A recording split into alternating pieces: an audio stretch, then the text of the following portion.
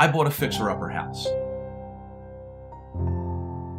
It had walk-in walls, I had water in my basement. I didn't know what to do. I thought this was going to be a $40,000 job. It was going to break the bank. So I found dry guys just out of the Yellow Pages, picked them out, and got an estimate. Before they came, they gave me a pamphlet telling me everything they were going to do, all the products that they use. So when they came and gave me the estimate, I was already prepared for what they were going to tell me. And what they told me was awesome.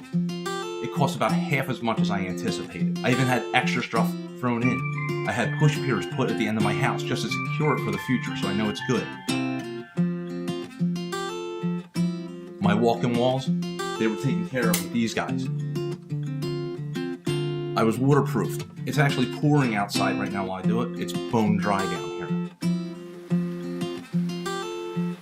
I can't recommend them enough. The workers were great.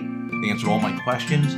They talked to me every step of the way. They told me what was going on. They're just amazing. I recommend them highly to everybody.